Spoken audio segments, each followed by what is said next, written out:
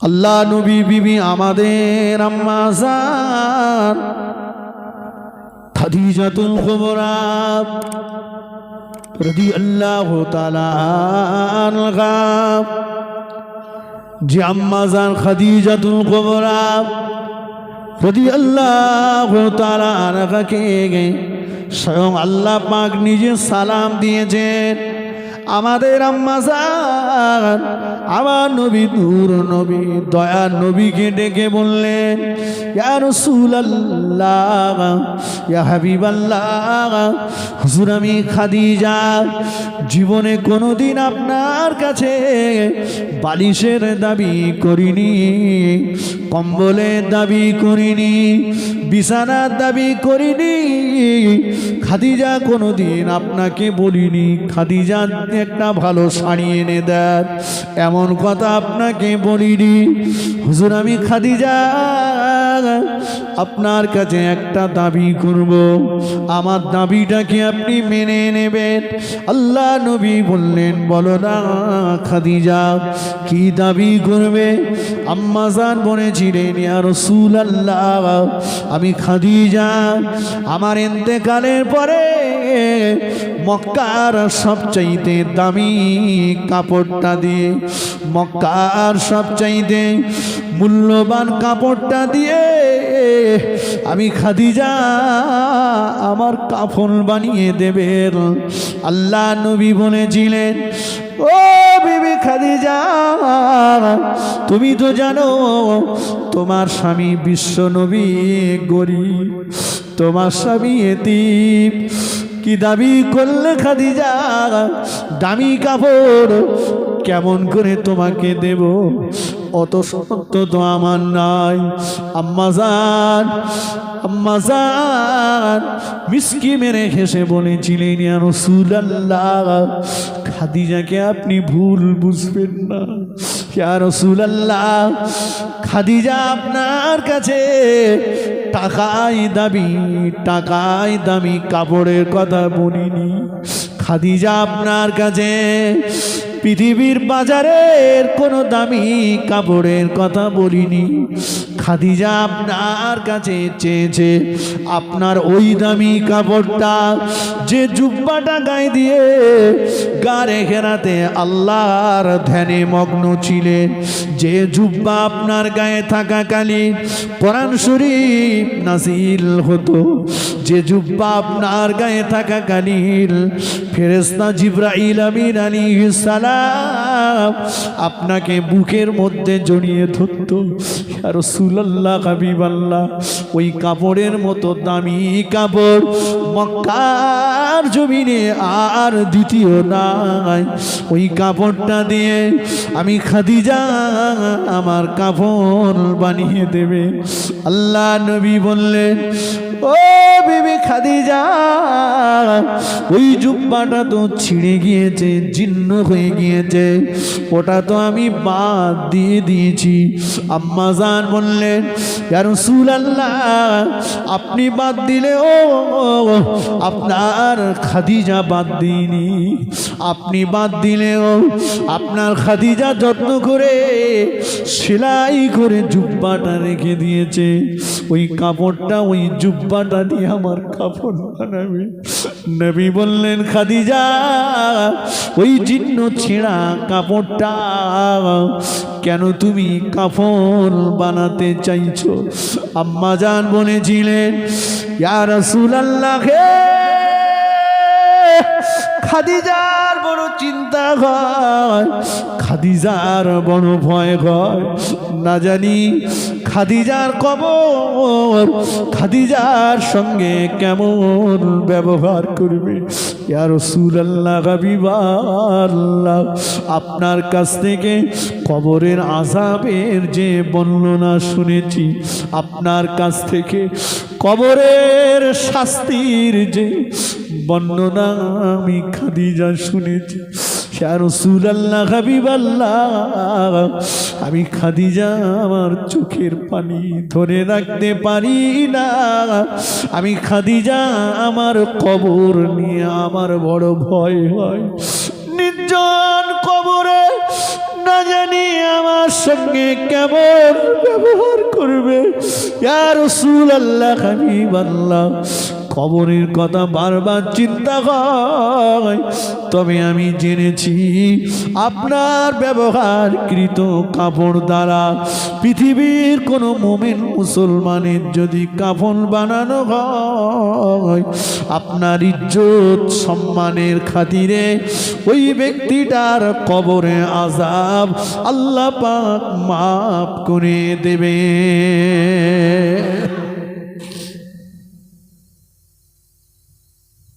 মা খাদিজার মতো মানুষ কবরের চিন্তা করছে।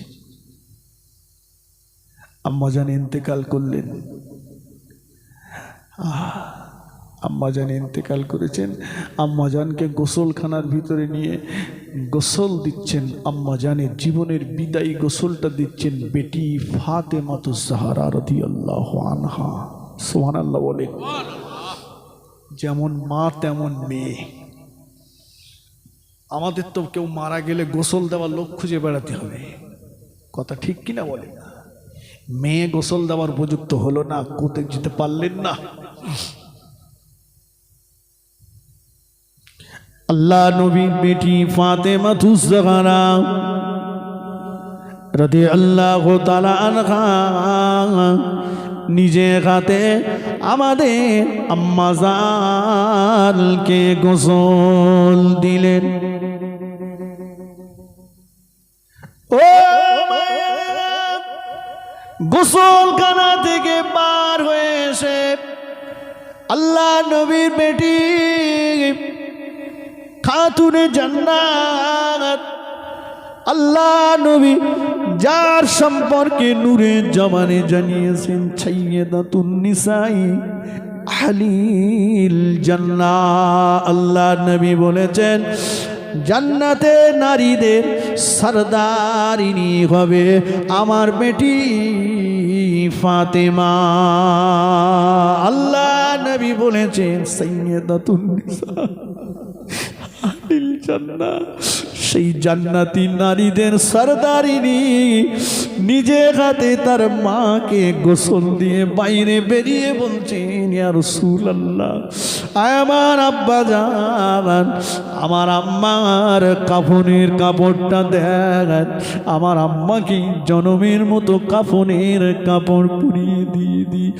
আল্লাহ নবী ঘরের ভিতর থেকে ওই জীর্ণ তালি দেওয়া জুব্বাটা বার করে এনে ফাতেমার হাতে তুলে দিচ্ছেন। এই নাও মা ফাতেমা, ও বেটি ফাতেমা, এই নাও মা তোমার আম্মার কাফন পরিয়ে দাও।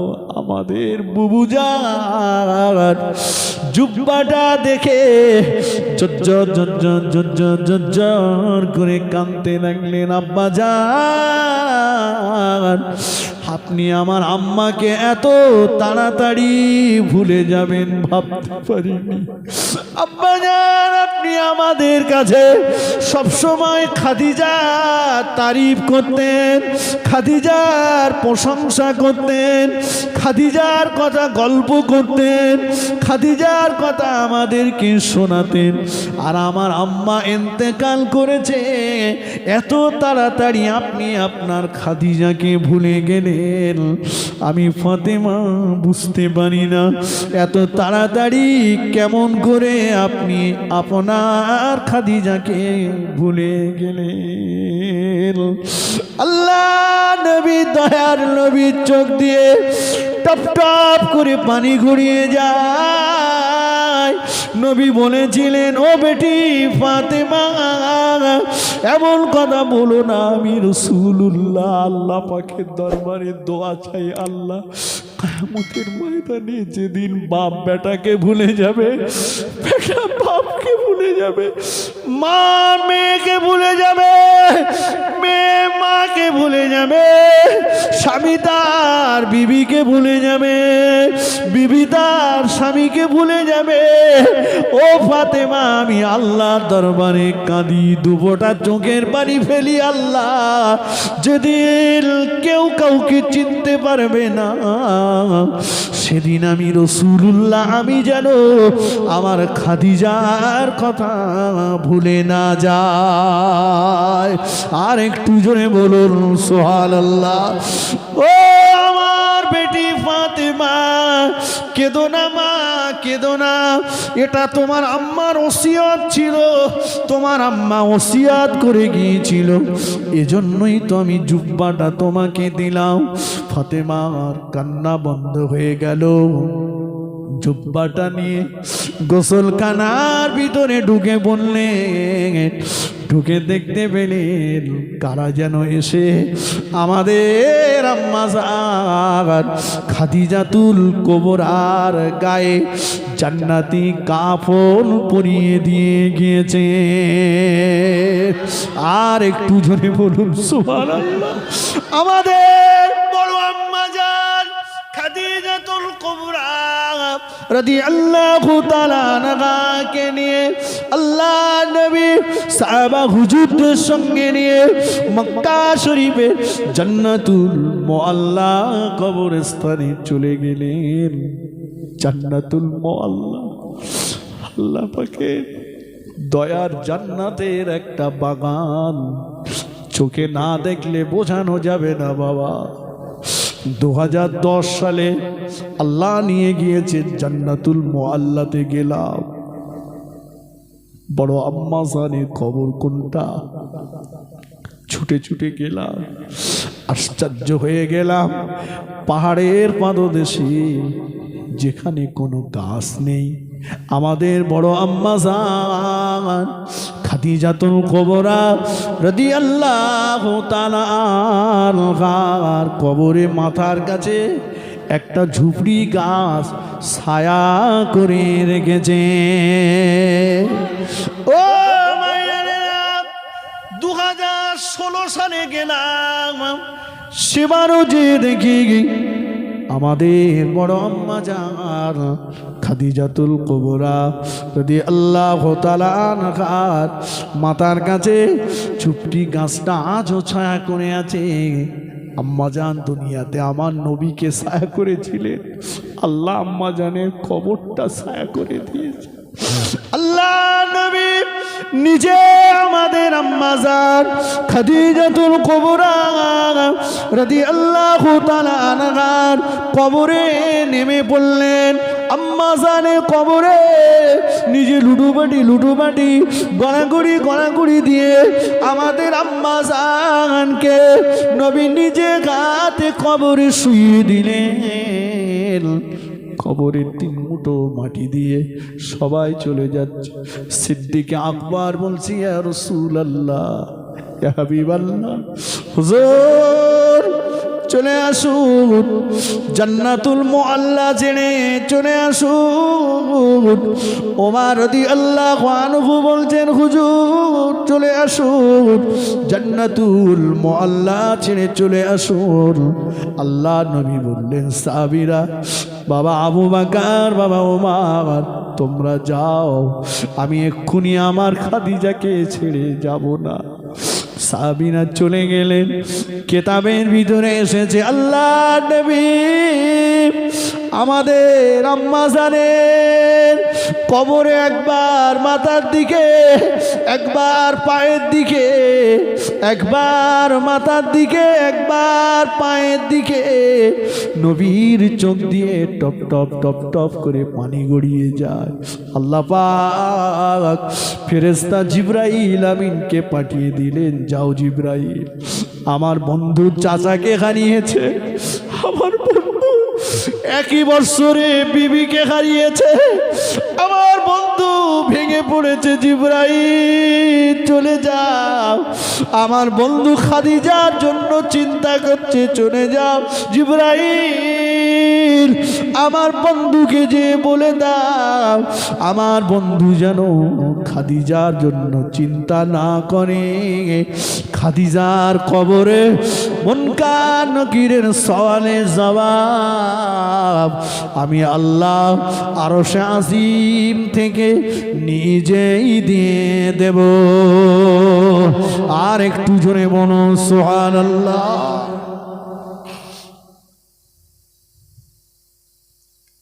যে আম্মা জান কে আল্লাহ সালাম দিয়েছেন নবী খুশি, সেই আম্মা জান যার গায়ে জান্নাতি কাফন পরিয়ে দেওয়া হয়েছে তার কবরের পাশে দাঁড়িয়ে রসুল পেরেশানি। ভাইরা, মুরব্বীরা, নওজওয়ানেরা, আমার যুবক, চলে যেতে হবে সবাইকে। অতএব মাল সামান আমরা কিছু জোগাড় করে যাই, পাথেও আমরা কিছু জোগাড় করে যাই। যে কোনো মুহূর্তে ডাক আসবে, চলে যাব। সকলের কাছে অনুরোধ করে বলব 5 ওয়াক্ত নামাজটাকে আঁকড়ে ধরুন, জামাতের সঙ্গে 5 ওয়াক্ত নামাজ পড়ুন। চায়ের দোকানের সময়টা, পার্টি অফিসের সময়টা, ক্লাবের সময়টা কম দিয়ে আপনাদের যোগ্য ইমাম, বহু জায়গায় বহু মসজিদে তো আল্লাহ নিয়ে যায়, তো দেখেছি। আল্লাহ করে আপনাদের আল্লাহ যোগ্য ইমাম দিয়েছে, একটু সময় ওনার কাছে দেন। শিক্ষার পথের সবচাইতে বড় বাধা হলো লজ্জা। শিক্ষার পথের সবচাইতে বড় বাধা হলো লজ্জা। লজ্জা করবেন না, একটু সময় দেন। যেটা জানেন না শেখার চেষ্টা করেন, শেখাটা লজ্জা নয়। আপনি চেষ্টা করতে করতে কোরআন শরীফ পড়ার চেষ্টা করতে করতে যদি মারাও যান, কিয়ামতের ময়দানে আল্লাহ পাক কোরআন পড়নেওয়ালা ব্যক্তি হিসাবেই উঠাবেন। বলুন সুবহানাল্লাহ। অতএব একটু সময়টা মসজিদে দেন, হুজুরের কাছে দেন, একটু শিখুন, কোরআন শরীফ শিখুন, নিজে নামাজ পড়ুন, পরিবারটাকেও নামাজি বানান। দুনিয়াদারি করুন, তবে দিনদারির মধ্য দিয়ে দুনিয়াদারি করুন। কারণ এটা চিরকাল নয়। আমি যখন দাঁড়িয়েছি কলকাতায় যাব বলে, রাস্তার মোড়ে যখন দাঁড়িয়েছি, আর যখন লাউহাটি থেকে বাসটা ছেড়ে দিয়েছে, আমাকে উঠতেই হবে গাড়িতে। কথা ঠিক কিনা বলেন? শুধু লাউহাটি থেকে গাড়িটা আসার অপেক্ষা। এর জন্য তো ওখানে বেশি কিছু করার প্রয়োজন নেই। যেটা দরকার করুন, যেটা দরকার সেটা অবশ্যই করুন, তবে সেটা যেন শয়তানের আড্ডাখানা না হয়ে যায়, সেটা যেন দুষ্টু জেনেদের আড্ডাখানা না হয়ে যায়। দুনিয়ার বাড়িটাই বসে বসে আখেরাতের বাড়িটাকে আমার সাফ করতে হবে, তবেই আমি বুদ্ধিমান। আল্লাহ আমাদের সবাইকে বলা শোনার চাইতে বেশি বেশি আমল করবার তৌফিক দান করেন। বলুন সকলে আল্লাহুম্মা আমিন। একটু জোরে বলবেন না আল্লাহুম্মা আমিন? সকলে আসেন আমরা বিশ্ব নবীর সামনে একটু সালাম পড়িয়া নবী।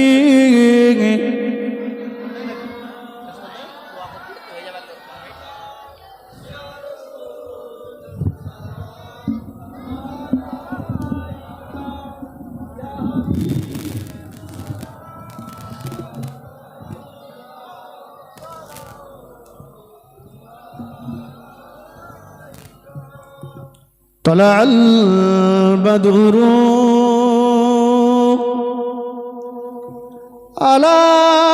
علينا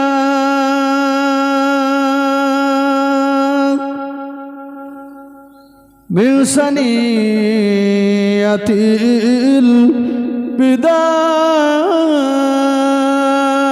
البداء وجب الشكر علينا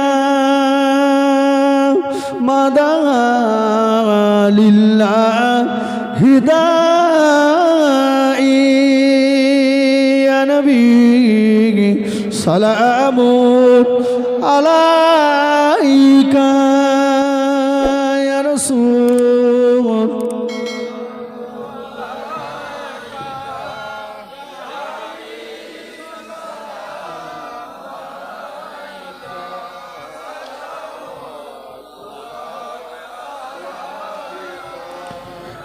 আজানে শুনি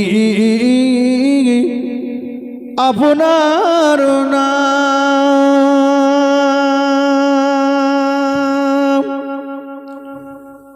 কলেমায় পড়ি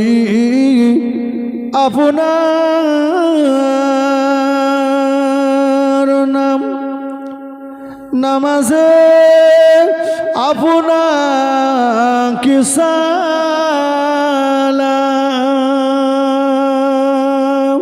আপনি যে নূরে মুজাসসাম ইয়া নবী সালামুন আলাইকা ইয়া রাসূল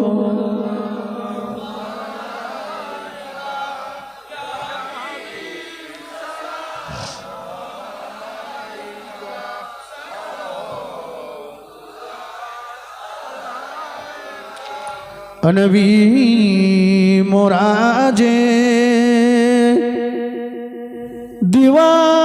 দিওয়ানা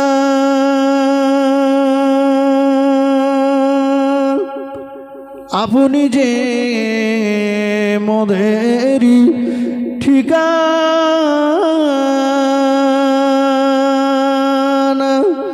কবে যাব সোনার মদিনা দুর্ভারতে মন যে আর সহে না ইয়া নবী সালামুন আলাইকা ইয়া রাসূল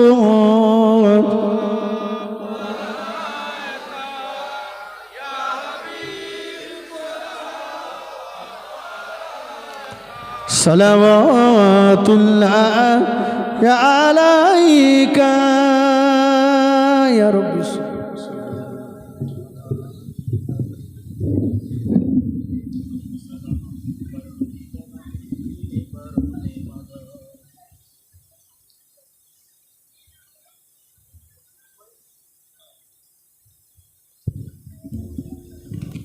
بلغ العلا بكماله كشف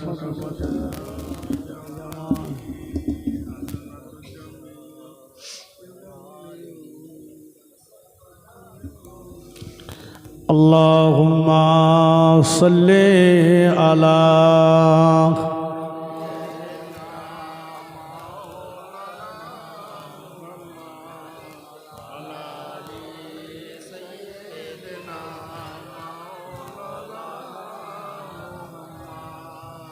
আমার ভাইয়েরা মুরব্বীরা যুবকেরা তাহলে আমি যে কথাটি আপনাদের কাছে ছিলাম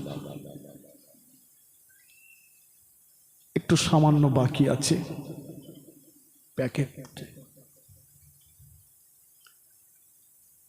তো আমি সর্বশেষ যে কথাটা আপনাদের কাছে বলছিলাম মরণের চাকান্দারি মরণের কষ্ট যদি কমাতে হয় কটা আমলের কথা বলেছিলাম তিনটে এক নম্বরে কি বলেছিলাম মনে নেই 5 ওয়াক্ত নামাজ জামাতের সঙ্গে আদায় করা মাশাআল্লাহ সব পড়ি তো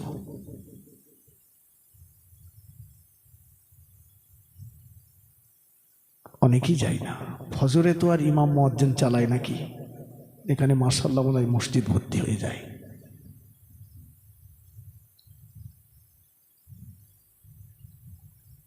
দেখুন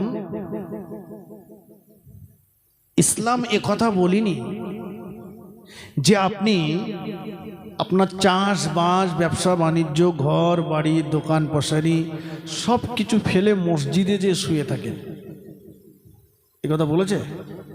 বলিনি। যে আপনি সব কিছু বাদ দিয়ে মসজিদে শুয়ে থাকেন, সব সময় মসজিদে আল্লাহ আল্লাহ করেন, না বলিনি, ইসলাম বলিনি, বরঞ্চ বিরোধিতা করেছেন। তার পক্ষে হাদিস রয়েছে। তবে এ কথাটা বলেছে যখন আজান হয়েছে তখন আপনি সব কিছুকে ফেলে রেখে মসজিদে চলে যান। কি বললাম? যখন আজান হয়েছে তো আজান যেই হবে সব কিছুকে ফেলে রেখে মসজিদে চলে যান।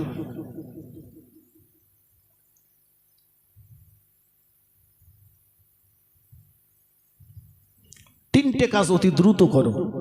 আজান হয়েছে, নামাজ পড়ে নাও, দেরি করো না। কারণ যদি আল্লাহ না করুন মরে যায়, মাইয়াত হয়ে যায়, ইন্তেকাল হয়ে যায়, তাহলে ওই ওয়াক্তের নামাজটা কাজা হয়ে যাবে। কথা বুঝেছেন? ছেলে মেয়ে শেয়ানা হয়েছে, বিবাহের উপযুক্ত হয়েছে, তড়িঘড়ি করে বিয়ে দিয়ে দাও, তাহলে তা না হলে তোমার সম্মান নষ্ট হতে পারে। 3 নাম্বার, মাইয়াত হয়েছে, কেউ মারা গেছে, দেরি না করে তড়িঘড়ি করে দাফন করে দাও। কারণ এই মাইয়াতকে ঘিরে অনেক পাপের কাজ সেজতে পারে। নামাজে আমাদের বড্ড ঢিলামি। কিছু মুসল্লি আছে যারা রমজান টু রমজান মাসে যায়, ওই ঈদ পড়ে পালায়, সারা বছর আর খুঁজে পাওয়া যায় না, আবার রমজান মাসে হাজির হয়।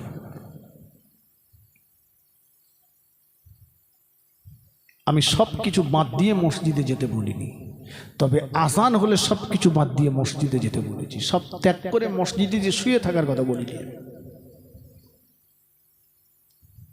কিন্তু আমরা যখন আজান হয়, দোকানে খরিদ্দারের চাপ বেড়ে যায়, কাজেরও চাপ বেড়ে যায়, তখন অনেক সমস্যা হাজির হয়ে যায়। আর আমরা এমন মানুষ, দেখতে দেখতে দেখা গেছে শুক্রবারে জুমার নামাজ, জরুরি কাজ তো জুমার নামাজটাও ছেড়ে দিয়েছি। যে জুমার দিন সম্পর্কে, রাত সম্পর্কে রাসূল বলেছেন, জুমার দিন জুমাদের প্রতিটা ঘন্টায় ঘন্টায় আল্লাহ পাক 6 লক্ষ জাহান্নামীকে মুক্তি দিয়ে থাকেন। বলুন সুবহানাল্লাহ। এবং যারা জাহান্নামে যাওয়ার উপযুক্ত, এইরকম জাহান্নামীকে মুক্তি দিয়ে থাকেন প্রতিটা ঘন্টায় ঘন্টায়। জুমার নামাজ ছেড়ে দিলাম। আবার এখন দেখছি আমাদের ঘরের কিছু ছেলেরা আছে, এরা যায় জুমায়, তবে এদের হাতে সময় কম, 2 রাকাত পড়েই পালায়। কথা বুঝেননি? 2 রাকাত পড়েই পিছন দিকে দেখো সব হাওয়া। কেন গো? এই জুমার দিন আগামীতে তোমার নসিবে পাবে, আর একটা জুমা তুমি পাবে, এটা কি তোমার কাছে গ্যারান্টি আছে কোনো? হ্যাঁ, কোনো গ্যারান্টি আছে যে আবার জুমা পাবো? কোনো গ্যারান্টি নেই। জুমার নামাজ পড়ে তুমি বাড়ি আসতে পারবে, গ্যারান্টি আছে? আজকে জুমাটাকে তুমি ছেড়ে দিলে,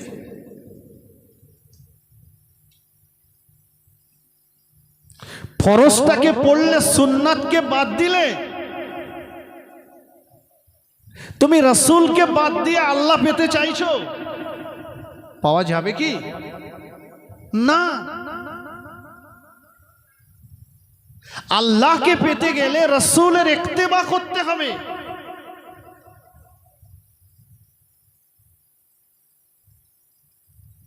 তুমি তো অন্য পথের মানুষ নও, তুমি তো মুজাদ্দিদে জামানের আকীদার, তার মত পথের মানুষ। তুমি ধর্মটাকে এত ডিজিটাল করেছো কেন?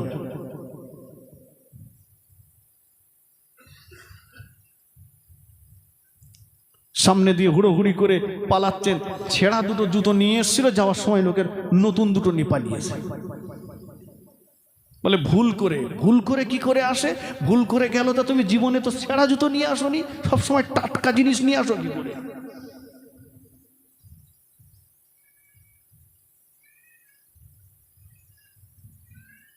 শোনেন, এই জুমা আর জীবনে ফিরে আসবে গ্যারান্টি নেই।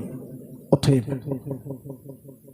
না, ফরজ পড়ে পালাবেন না, বাকি সুন্নাতটা আদায় করুন, নফলটা আদায় করুন, সম্মিলিতভাবে ইমাম সাহেবকে নিয়ে আল্লাহর কাছে দুফোঁটা চোখের পানি ফেলুন। কারণ জুমার দিন দোয়া কবুলিয়াতের দিন। কেতাবের ভিতরে এসছে জুমার দিনে কেউ যদি মারা যায়, আল্লাহ পাক কবরের ফিতনা থেকে ওই ব্যক্তিটাকে হেফাজত করেন। জোরে বলুন সুবহানাল্লাহ। দোয়া কবুলিয়াতের দিন সম্মিলিতভাবে দোয়া করো। কার দোয়া কবুল হবে আল্লাহ ভালো জানেন। কথা ঠিক কিনা বলেন? এতগুলো মানুষের ভিতরে কার হাতের দোয়া, যে কে আল্লাহর মনোনীত।